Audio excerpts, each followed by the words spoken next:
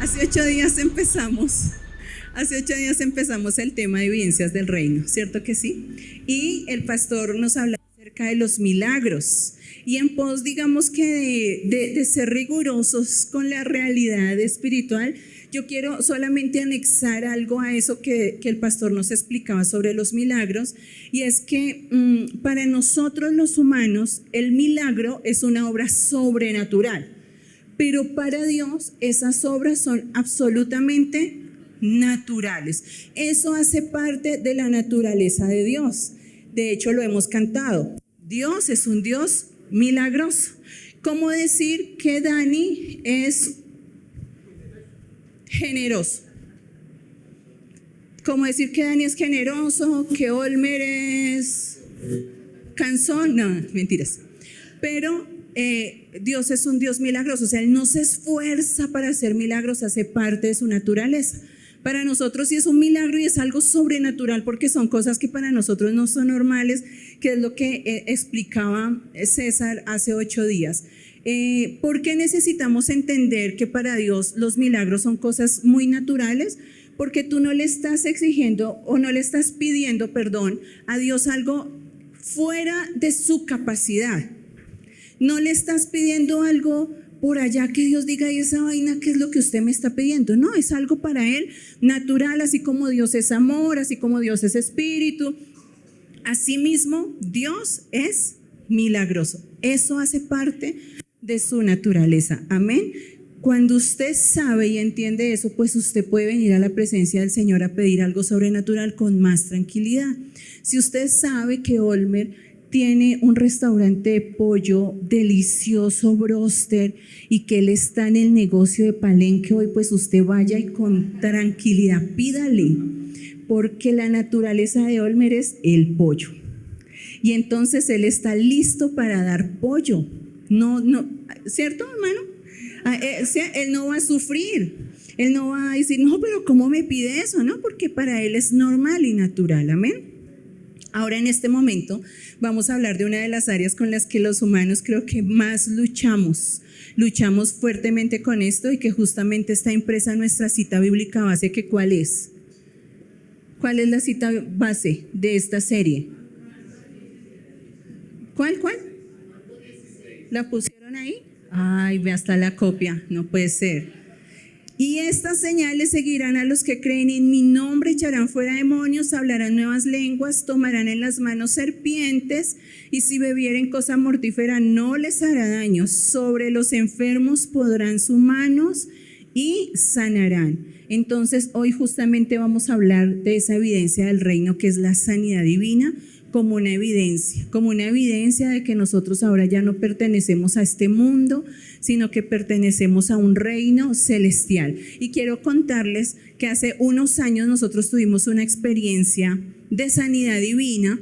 Hemos tenido varias, pero quiero contarles esa porque fue impresionante, y qué triste que hoy Albita no esté acá, pero en escuela, cuando las personas están terminando la escuela de capacitación de Lighthouse, tienen que llevar a la práctica lo que han aprendido y tienen que hacer un proyecto social. Y entonces Alba hizo su proyecto junto con María Paula y junto con su hija Laura. Ellas tres hicieron ese proyecto, y el proyecto era de tapas para sanar, Paulis. Las tapitas, recoger las tapas y las llevaban a una fundación.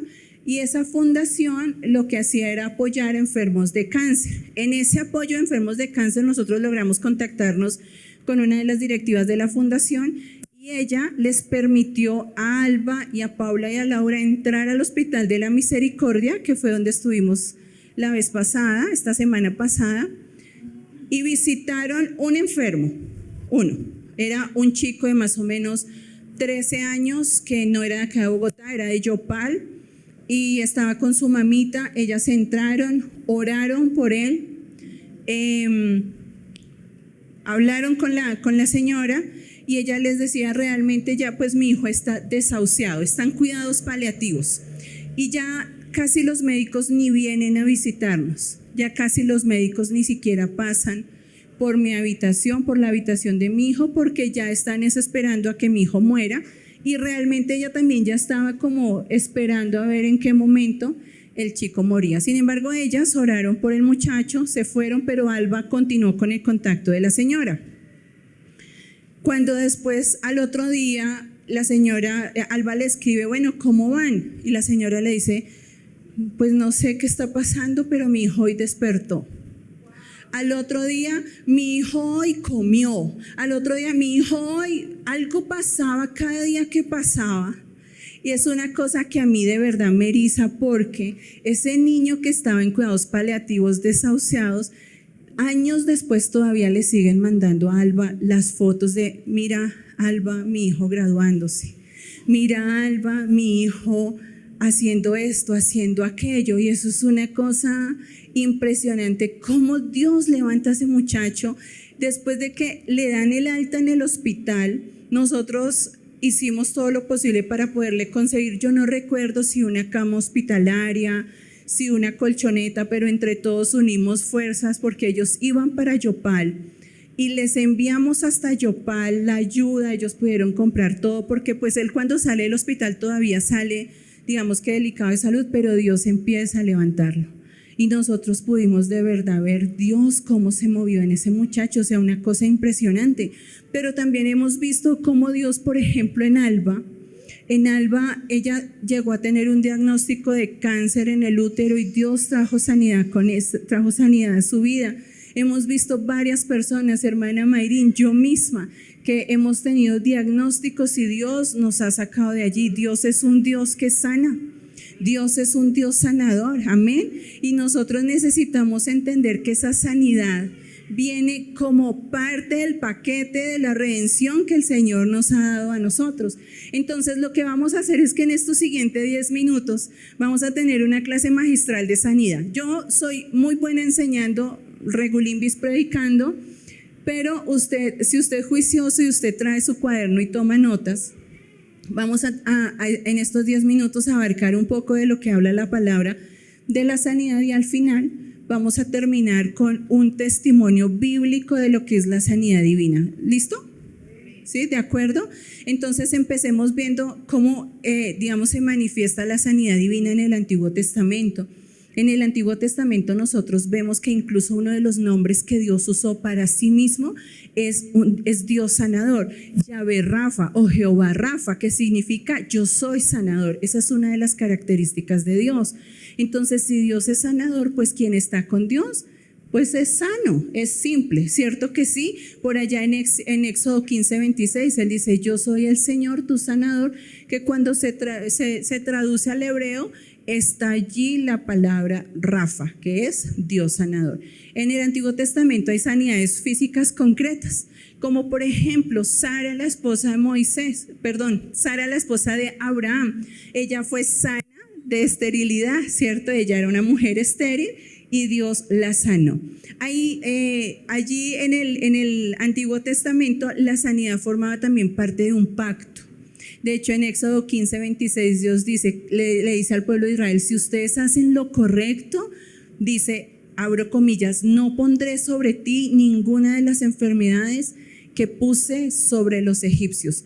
Dios haciendo pacto con el pueblo de Israel.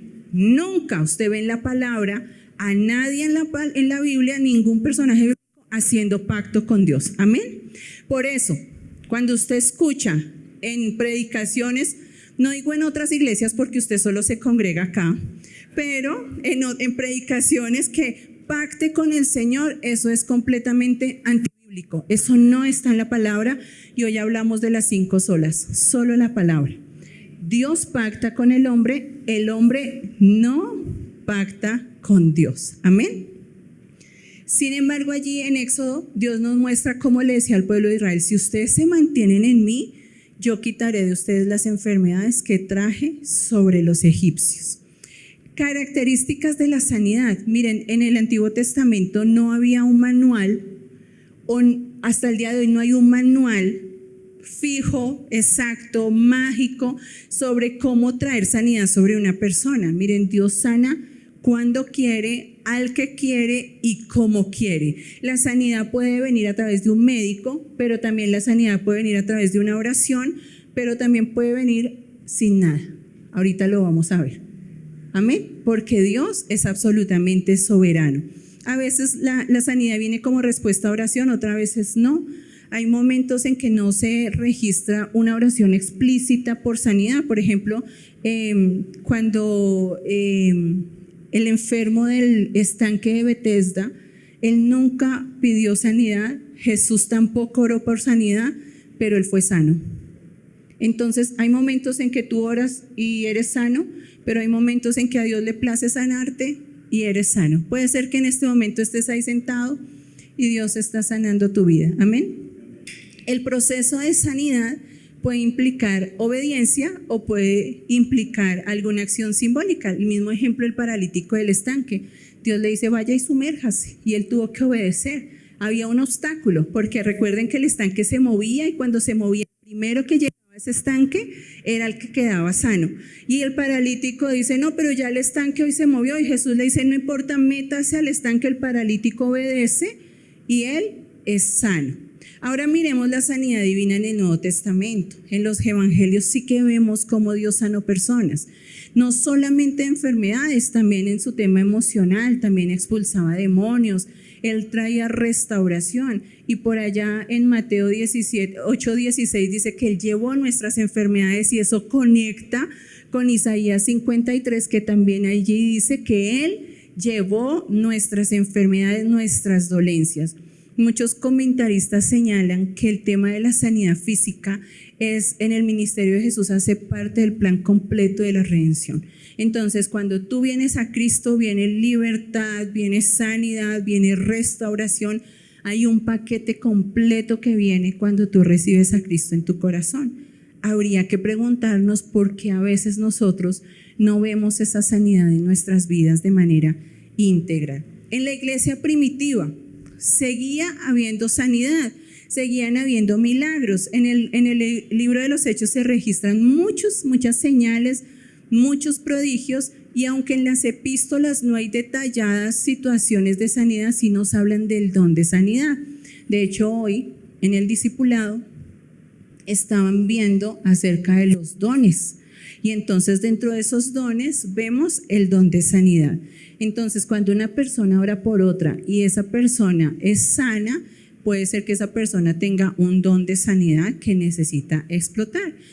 Supongo que esta mañana se lo dijeron a los de discipulado, pero se los repito yo a ustedes. Si usted no ejercita y ejerce sus dones en el cuerpo, estamos siendo un cuerpo incompleto. Si usted cree que Dios le ha dado el don de sanidad, usted necesita estar orando por los enfermos. Amén. Usted no puede decir, ay no, pero es que qué tal yo ore y no se sane. Eso le corresponde a Dios, no a usted. Usted cumple con poner por ejercicio su don. Amén. Ya Dios verá si lo sana o no. Nosotros estuvimos esta semana pasada en el Hospital de la Misericordia. Realmente fue una bendición. Hoy día hay personas que nos están llamando, escribiendo, y ha sido de verdad tremendo. Esa experiencia fue muy bonita. Yo les invito, este mes de noviembre vamos a volver al hospital y en diciembre vamos a volver al hospital también. Muchas personas muy necesitadas, sí, de salud, pero sobre todo necesitadas de una palabra, sobre todo necesitadas de un abrazo. Sobre todo estuvimos en un piso donde son muy largas las estadías. Entonces habían personas que llevaban 2 meses con sus hijos hospitalizados, 2 meses viendo el mismo médico, la misma enfermera, el mismo paisaje y el mismo dolor. Entra alguien diferente y para ellos es una alegría tremenda. Así que anímese, y yo creo que Dios va a empezar a levantar personas con don de sanidad en este lugar. Si usted ha sido sano, también usted tiene la autoridad para orar por otro y que sea sano. Principios teológicos claves que necesitamos saber sobre la sanidad. Primero, la soberanía de Dios. Él decide, iglesia. Usted ore, usted cumpla con ir y orar por el enfermo. La palabra dice que si alguno está enfermo, que los ancianos vayan y pongan manos y oren, y el enfermo sanará, dice la palabra. Pero al final, ¿a quién le corresponde decidir si el hombre o la persona es sana o no? Solamente a Dios. Él decide cómo sanar. Por eso usted también tiene que ir al médico. Nosotros nos asombramos mucho cuando hay alguien que dice, es que hace 5 meses estoy con un dolor de cabeza. Y mi amor, ¿y qué espera? Para ir al médico y saber el diagnóstico. Y sobre eso usted puede orar, pero también de repente el médico le dice, no, es solamente que se tome un juguito de limón por las mañanas y ya. De repente. Pero si nosotros no usamos esas herramientas que nos dio. Segundo principio teológico clave, la sanidad es parte del bienestar del pacto. Ya lo hablamos. Dentro del pacto que Cristo hizo con nosotros está la sanidad. Y aunque en el Antiguo Testamento la sanidad se relaciona con obediencia, recordemos la siguiente, otra de las 5 solas, que es por gracia. ¿Por qué está dentro del paquete la sanidad? Por gracia. Usted no ha hecho nada para merecerlo. No hay nada que usted vaya a poder hacer para merecer ganarse la sanidad. Amén. No es porque usted es muy buena gente o porque usted es muy mala gente, es porque a Dios le plació. Restauración, ese es otro de los principios teológicos claves. Dios no quiere solo sanar el cuerpo, Dios quiere una restauración integral. ¿Y cómo nos cuesta a los hijos de Dios entender que Dios es un Dios integral? Todo el tiempo nos han enseñado que solamente lo espiritual importa y yo te tengo hoy que venir a tumbar esa vaca sagrada, porque a veces nosotros los hijos de Dios levantamos ídolos. Y ese es uno de los ídolos, y yo tengo que decirte que está tan relacionado el espíritu con el alma y con el cuerpo, absolutamente relacionados. Entonces, cuando Dios viene a tu vida, cuando Jesús viene a tu vida, no hay solamente restauración física, hay restauración espiritual, hay restauración emocional y todo. De hecho, Jesús mismo nos dice la palabra que Él crecía en estatura y en gracia y conocimiento. Él crecía en todas las áreas. Entonces tú y yo tenemos que estar diariamente creciendo en todas las áreas.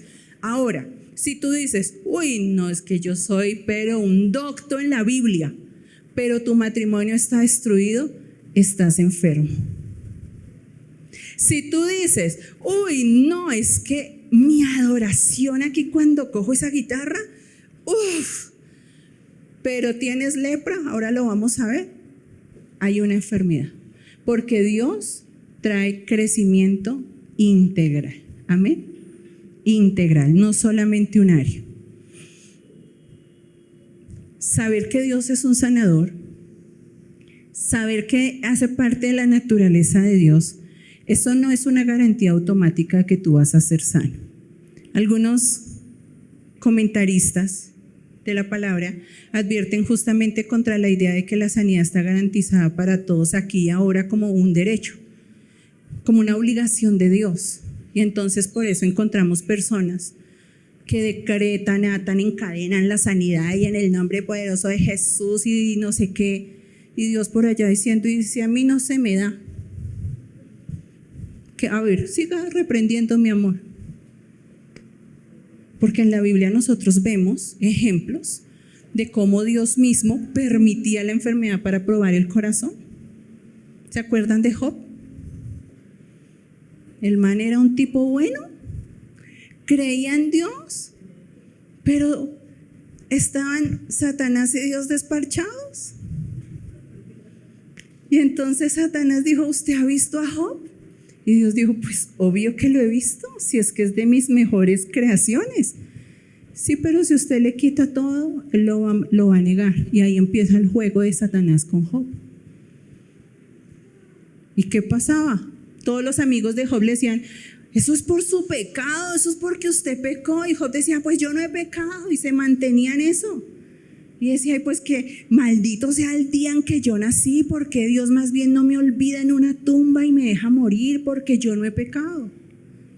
Y realmente está siendo probado el corazón de Job. Y al final Job dice, realmente no te conocía, Dios. ¿Cuántos de nosotros en la salud, en el bienestar conocemos a Dios? Pero cuando se nos empieza a tocar la vida propia, empezamos a retroceder y a renegar. Eso hace parte, o sea, si usted lo ha hecho, no se avergüence, no sea un desvergonzado, pero eso hace parte de la humanidad, eso hace parte del ser humano. Entonces Dios decide a quién le da sanidad. Amén. Y usted no se crea tan arrogante de exigirle a Dios sanidad. Usted no puede exigirle a Dios nada. Usted necesita darle gracias a Dios en todo tiempo y en toda circunstancia. Amén. En todo tiempo. Estás pasando por prueba, gloria a Dios. La palabra dice que con las pruebas nos ejercitamos en la paciencia, que con las pruebas alcanzamos a acompañar un poquitico del sacrificio de Cristo. Alcanzamos como que a medio saber qué fue lo que hizo Cristo. Entonces, cuando usted esté en prueba, tranquilo, ánimo. Todos pasamos por ahí. Y el último principio bíblico, y aquí vamos a dar paso a nuestra segunda parte, es que hay dos cosas que tienen que participar en la sanidad divina. Una es la fe, que usted crea que Dios puede sanarle, pero la otra es la obediencia. La obediencia. Entonces, iglesia, yo le voy a decir una cosa. Si usted es de los que todos los días se toma 1 litro de gaseosa, dele vergüenza pedirle a Dios que lo sane de la diabetes. Dele vergüenza.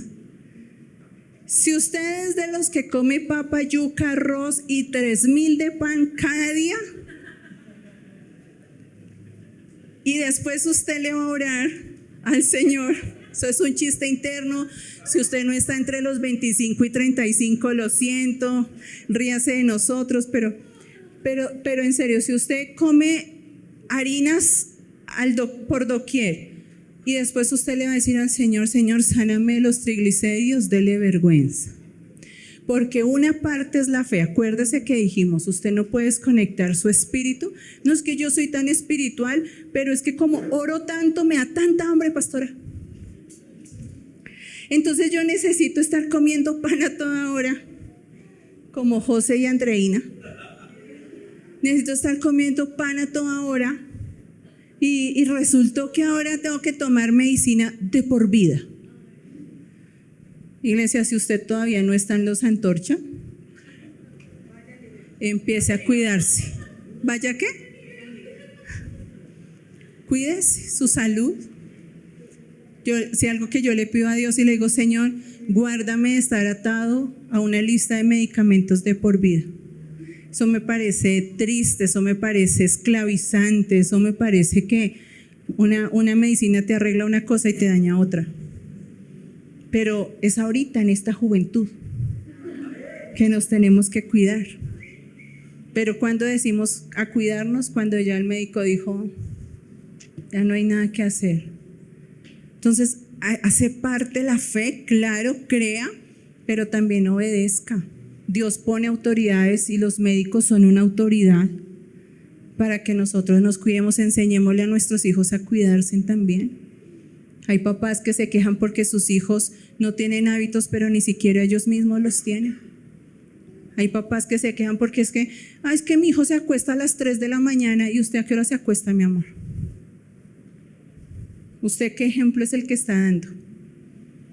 ¿Cómo pudiéramos darle ejemplo? ¿Cómo pudiéramos decirle a un hijo acuéstese temprano si nosotros estamos peor? O coma verduras y usted le dice, hoy fui al médico y me prohibió las verduras. Así tengo a mi hermano. Si me ves en YouTube, diabético. Cada vez que se sienta a la mesa, dice, mamá, sáqueme la ensalada porque el médico me prohibió las verduras. Y se pone 1 litro de gaseosa al lado.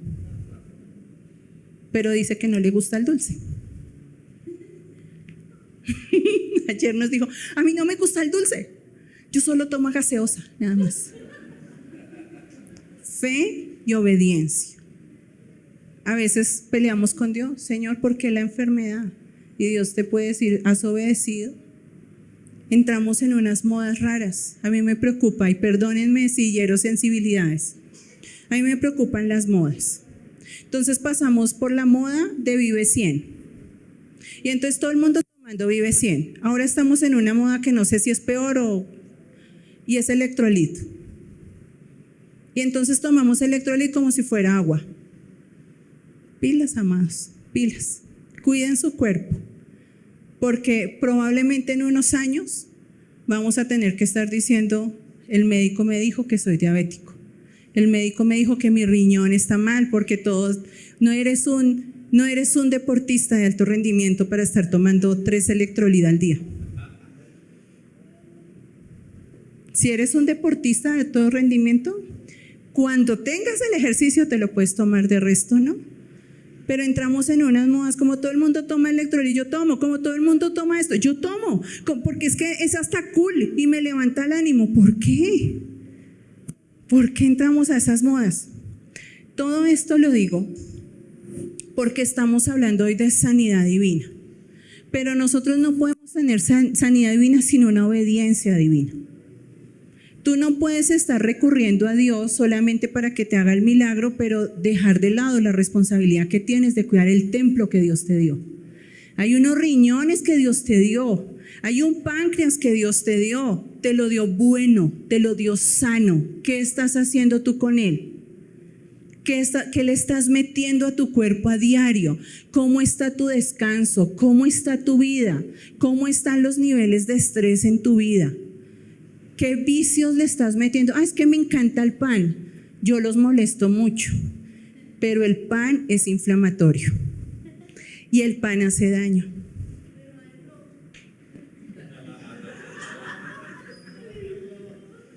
Ahí está. Eso decimos. A mí no me hace daño, pastora. Espere. Tranquilo. Porque el cuerpo es un depósito. Es un depósito que después tú vas a venir a sacar del depósito y no sé qué vas a sacar. Amén. Vaya por favor conmigo a Segunda de Reyes, capítulo 5, versículo 1 al 15, lo vamos a leer. Y yo sé que usted conoce esa historia, es una historia pues conocida y habla de Naamán. Y en estos días el pastor me dijo, ¿ya pensaste de quién vas a hablar en la prédica? Y yo dije, pues no, deberías hablar de Naamán. Y yo, como soy una mujer tan obediente a mi esposo, entonces yo dije, vamos a hablar de Naamán. ¿Ya llegó a Segunda de Reyes 5? Sí, vamos a leerlo juntos. Verso 1, Naamán, general del ejército del rey de Siria, era varón grande delante de su señor y lo tenía en alta estima, porque por medio de él había dado el Señor salvación a Siria. Era este hombre valeroso en extremo, pero leproso. Y de Siria habían salido bandas armadas y habían llevado cautiva de la tierra de Israel a una muchacha, la cual servía a la mujer de Naamán. Esta dijo a su señora, si rogase mi señor al profeta que está en Samaria, lo sanaría de su lepra. Entrando Naamán a su señor, le relató diciendo, así y así ha dicho una muchacha que es de la tierra de Israel. Y le dijo el rey de Siria, anda, ve, y yo enviaré cartas al rey de Israel. Salió pues él llevando consigo 10 talentos de plata y 6,000 piezas de oro y 10 mudas de vestidos. Pero también cartas para el rey de Israel que decían así, cuando lleguen a ti estas cartas, sabe por ellas que yo envío a ti mi siervo Naamán para que lo sanes de su lepra. Luego que el rey de Israel leyó las cartas, rasgó sus vestidas y dijo, yo soy Dios, que mate y dé vida para que éste envíe a mí a que sane un hombre de su lepra. Considerad ahora y ved cómo busca ocasión contra mí. Cuando Eliseo, el varón de Dios, oyó que el rey de Israel había rasgado sus vestiduras, envió a decir al rey, ¿por qué rasgas tus vestidos? Que venga a mí y sabrá que hay profeta en Israel. Y vino Naamán con sus caballos y con su carro y se paró a las puertas de la casa de Eliseo. Entonces Eliseo le envió un mensajero diciendo, ve y lávate 7 veces en el Jordán y tu carne se te restaurará y serás limpio. Y Naamán se fue enojado, diciendo, he aquí yo decía para mí, saldrá él luego y estando en pie invocará el nombre de Jehová su Dios y alzará su mano y tocará el lugar y sanará la lepra. Habana y Farfar, ríos de Damasco, ¿no son mejores que todas las aguas de Israel? Si me lavaré en ellos, ¿no seré también limpio? Y se volvió y se fue enojado. Mas sus criados se le acercaron y le hablaron diciendo, Padre mío, cabezón, si el profeta te mandara alguna cosa, ¿no la harías? Cuanto más diciéndote, lávate y serás limpio. Él entonces descendió y se zambulló 7 veces en el Jordán, conforme a la palabra del varón de Dios, y su carne se volvió como la carne de un niño y quedó limpio. ¡Qué historia! Esa está buena para la Rosa de Guadalupe. En serio, como que le sopla el vientico y ya él decida meterse al río. Un hombre con lepra. Todos los que se rieron ven la Rosa de Guadalupe. Me los pillé. Un hombre, miren que este relato, después hay otro relato del siervo de Eliseo, pero de eso no vamos a hablar hoy. Tiene 4 personajes: Naamán, la esclava, el rey y el profeta, ¿cierto? El profeta Eliseo. Hablemos de Naamán un poquito. Realmente Naamán dice esos primeros versículos que era alguien muy eminente, era alguien muy valiente. Se había enfrentado contra Siria y había ganado. Este soldado, este capitán, perteneciente a la guardia, digamos, del rey, era muy estimado por el rey. Pero es tremendo cómo empieza el primer capítulo, hay una coma y dice, pero leproso. La lepra hasta el día de hoy sigue siendo una enfermedad muy grave. De hecho, acá en Colombia hay un municipio, una ciudad, donde mandaban a todos los leprosos porque la lepra es contagiosa. Agua de Dios.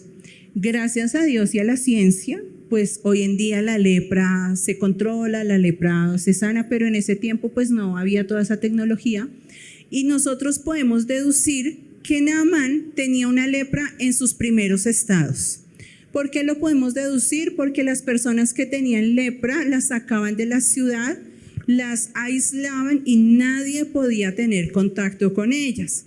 Pero seguramente estaba en sus primeras apariciones la lepra de Naamán, porque él todavía se le presenta al rey, él todavía se acerca al rey, él todavía se paseaba por ahí con su séquito y seguramente tenía muchos admiradores, pero llevaba dentro de él un secreto que seguramente acababa con su vida y con su mente, y era el hecho de tener lepra. Evidentemente, esa lepra en estado inicial, miren que estuve mirando un poco de cómo se comporta la lepra y empieza con manchas rojizas en la piel.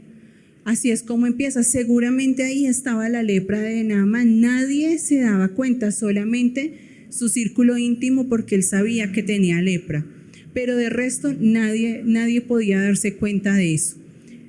Lo podía ocultar del entorno, digamos, externo, pero de su círculo íntimo no lo podía ocultar. Entre bastidores seguramente se veían cosas diferentes a lo que él mostraba frente a todo el mundo. Y la pregunta hoy acá es: ¿cuántos Naamanes hay hoy en este lugar? ¿Cuántos de nosotros estamos comportándonos como Naamán? Aquí llenos de lepra, pero por fuera mostrándonos como el general maravilloso y súper espiritual que somos. Probablemente muchos de nosotros estemos viviendo esa miseria. Es una vida de miseria, iglesia, tener que ocultar lo que a ti te está pasando. Tener que mostrar una sonrisa afuera cuando realmente por dentro estás absolutamente destruido. Eso nos hace muy miserables por dentro. Y eso es algo que ha permeado mucho la iglesia. Porque por alguna extraña razón la gente en la iglesia piensa que todos tienen que ser perfectos y que si estás enfermo es porque estás en pecado. Entonces no nos permitimos ser vulnerables, no nos permitimos decirle a la gente estoy mal. Recuerdo en la última reunión de servidores que tuvimos, estábamos sentados todos a la mesa con los servidores y de repente yo le digo a una servidora, ¿y tú cómo estás? Y ella ya no aguantó más y soltó y lloró y lloró y lloró y todos quedamos como, Dios santo, o sea, de verdad nos dolió tanto verla así, pero ella pudo sacar todo lo que había en su corazón y ninguno la juzgó, porque ¿quién pudiera juzgarla? Sino que al contrario dijimos, ¿cómo te ayudamos? ¿Cómo te acompañamos? ¿Cómo te servimos en este momento de dificultad? Pero nos han enseñado es a que nosotros nos paremos aquí como si nada pasara, como si la vida fuera perfecta, porque es que como yo tengo que predicar hoy, como yo tengo que ministrar hoy, qué vergüenza que sepan que mi matrimonio se está acabando, qué vergüenza que sepan que mis hijos están en desobediencia. ¿Vergüenza de qué, iglesia? Como diría Jesús, levante la mano al que no le esté pasando algo, o que le haya pasado, o que le vaya a pasar. Muchos de nosotros podemos ser Naamán. Naamán realmente estaba desesperado. Para que alguien del nivel de Naamán fuera a buscar a un profeta, era porque realmente él estaba desesperado. Esas dos creencias como que no se juntaban. Él era un hombre muy orgulloso, muy lleno de ego. De hecho, llega donde el profeta y se enoja. ¿Saben por qué se enoja? Porque el profeta no salió. O sea, él esperaba, o sea, ¿cómo que no sale a recibirme? ¿Cómo que no viene a rendirme pleitesía a mí, que soy la mano derecha del rey? Y entonces Eliseo, que yo creo que le heredó mucho del carácter a Elías, ¿yo para qué voy a salir? Que se bañe 7 veces y ya. Sí. Si le gusta bien, si no le gusta también. Y eso nos muestra que un profeta no se rinde ante un rey. Un verdadero profeta no se calla ante un rey cuando no tiene que callarse. ¿Cuántos de nosotros hemos tenido que decir cosas y no las decimos solamente? Ay, no, porque es que es el pastor. Bueno, al pastor sí le decimos, no, porque es que es la pastora. El verdadero profeta, cuando viene de parte del Señor, no calla, iglesia, no calla. Pero volvamos a Naamán. Sale enojado y le dicen sus siervos, pero amigo, ¿no quiere ser sano? ¿Qué le cuesta? Métase a ese río, obedezca. Y entonces yo me imagino el desespero de Naamán para tener que soltar su orgullo, su ego, y meterse no una vez, no 2 veces. ¿Usted se imagina esa escena? Que él se meta al río y salió igual. Madre, es Eliseo. Otra vez, igual. 3 veces, 4 veces, 5 veces. Miren, eso nos demuestra también en el proceso paciencia.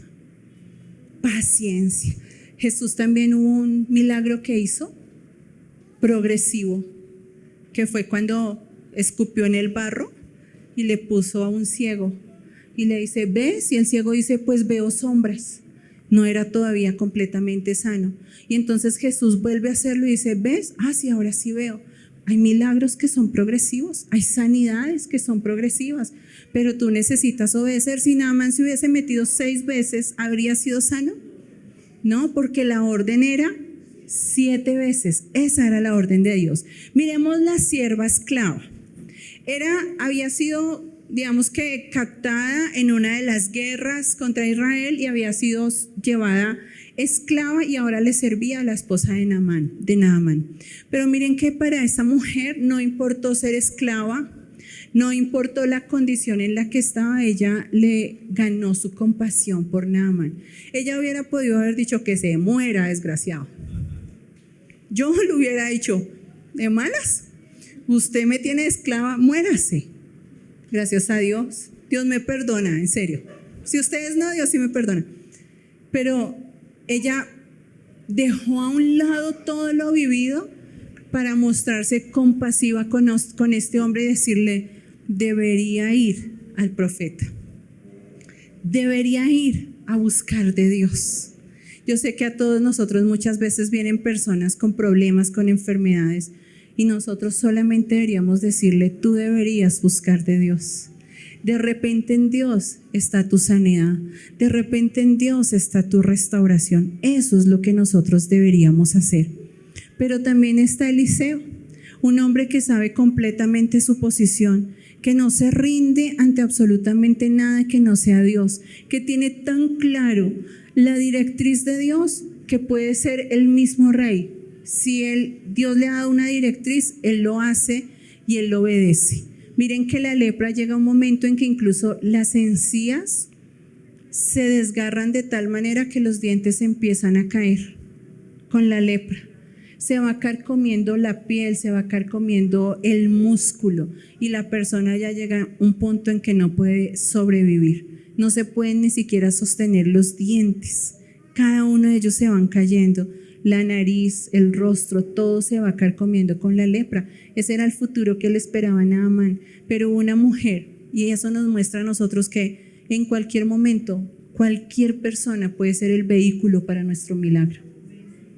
Cualquier persona puede ser el vehículo. De pronto tú estás esperando que el vehículo sea tu adoración, que el vehículo sea tu oración, pero de repente el vehículo es una persona humilde que te está hablando desde el corazón. ¿Qué tan orgulloso es tu corazón para escuchar a ese vehículo humilde que el Señor utilizó? A veces nosotros somos tan orgullosos que si no me lo dice el pastor, incluso a veces nuestro corazón es tan orgulloso que nos lo dice el pastor, no le creemos, pero viene el pastor invitado y hace sí le creemos. Así somos, esa es nuestra naturaleza. Es que no me lo han profetizado, no me han profetizado, pastora, que deje de tomar gaseosa. ¿Cuántos de nosotros también tenemos lepra que nadie ve? ¿Cuántos, iglesia? ¿Cuántos como Naamán cargando el orgullo, cargando el ego? De pronto esa lepra es como tú tratas a tu esposa. De pronto esa lepra es como tú. Yo siento mucho dolor y mucha tristeza cuando mujeres me llaman a decirme, pastora, imagínese que mi esposo me dijo esto. Y yo digo, ¿cómo es posible en Dios?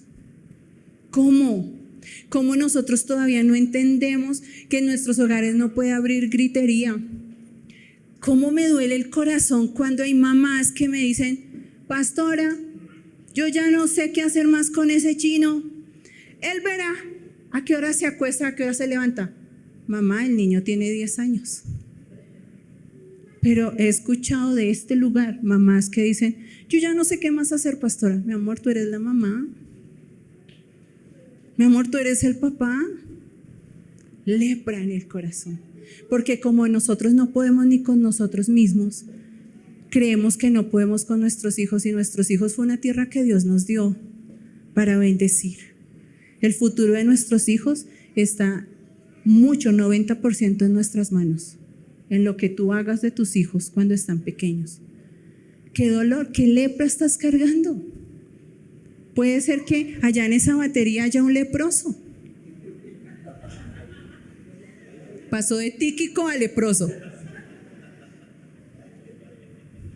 Pero puede ser que el de la guitarra, ese es mi hijo, entonces, sea un leproso y esté cargando una lepra que nadie ve, que solamente él ve, y que la solución es obediencia. Pero ¿cómo nos cuesta obedecer cuando queremos asesinar a la suegra?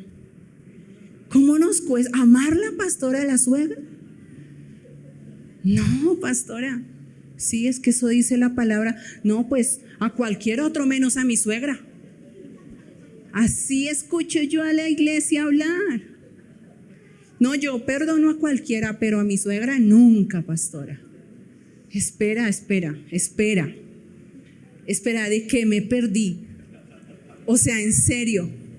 Claro, tú puedes decir, me cuesta, amén, me cuesta perdonar a Tíquico, no a mi suegra, no, a ella la amo.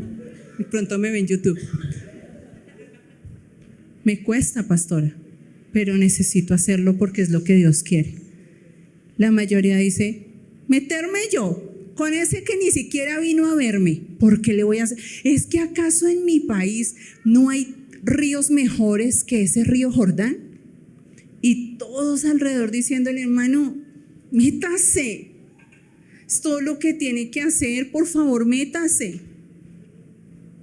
Pero ¿saben qué? A veces preferimos morirnos de lepra antes que perder el orgullo. A veces preferimos morirnos de lepra antes que dejar el ego. Hay gente que no pide perdón. Pídale perdón a su esposa. Sí, pastora, ya hablé con ella. Esposa, ¿te pidieron perdón? No, pastora. Repita conmigo, perdón. Todos sí pueden decir la palabra. ¿Cómo nos cuesta? Naamán. ¿Quieres sanidad integral en tu vida? Obedece. Hablábamos con César que seguramente el otro año uno de los temas transversales para la iglesia va a ser pasar de las palabras a la acción, porque hemos como iglesia recibido tanta palabra, tanta, Cuando hablamos de los bienaventurados, cuando hablamos de los estatutos del reino, cuando hablamos ahorita de las evidencias y de eso, ¿qué hemos accionado? Tú sabes a quién tienes que perdonar, tú lo sabes. Por eso hoy cantábamos, Señor, escudriñame. Escudriñame. Y he orado esta semana por algunos diciéndole al Señor, Señor, trae colirio a los ojos, como dice en Apocalipsis. Dice, compren de mí, en Apocalipsis, compren de mí colirio para que puedan ver. ¿Para que puedan ver qué? ¿Qué será lo que necesita Dios que veamos? ¿Saben qué necesita Dios que veamos? La desgracia que hay en el propio corazón de cada uno de nosotros. Porque qué fácil para mí es ver la lepra del baterista. Pero qué difícil para mí es ver mi propia lepra. Qué difícil. En pareja sí que pasa eso. ¿Quieres sanidad? Obedece con fe, con principios, con Biblia, sabiendo que solo gracia, solo fe, solo Cristo, solo palabra, solo para la gloria de Dios. Pero también obedece, iglesia. Dios quiere nuestra restauración, Dios quiere nuestra sanidad, pero a veces nos tiene que llevar por procesos duros, difíciles, solamente para que nosotros nos humillemos como Naamán. Yo no me alcanzo a imaginar a este hombre, porque he visto hombres orgullosos. Yo soy muy orgullosa, pero he visto hombres orgullosos, con plata, con poder. Y no me imagino lo que hubiese significado para Naamán meterse a ese río y hacerle caso a un hombre que ni siquiera salió a poner la cara. Que ni siquiera salió a poner la cara. Pero ¿saben qué dice al final? Dice que le quedó la piel como la de un niño, como la de un niño. ¡Wow! Nosotros necesitamos recordar que Dios es sanador, que podemos acudir a Él, pero para todas las áreas, integralmente. Tengan esperanza, iglesia. Hay esperanza para quienes amamos a Cristo, pero también tengan humildad. Que no se quede solamente en conocimiento, en oración, sino que usted pueda también poner por obra. Pida sanidad, pero también esté abierto a la voluntad de Dios sobre su vida, ya que Él sea soberano. Tenemos que fomentar la fe entre nosotros también, orar los unos por los otros. Eso no, el don de sanidad no es solo el pastor o la pastora. De hecho, creo honestamente que no tengo ese don, pero probablemente muchos de ustedes sí lo tienen, de que oran por un enfermo y el enfermo es sano. Necesitamos ver la sanidad en un contexto más amplio, no solamente como un síntoma, es que me dolía la cabeza y ya no me duele, sino como de verdad una restauración de vida.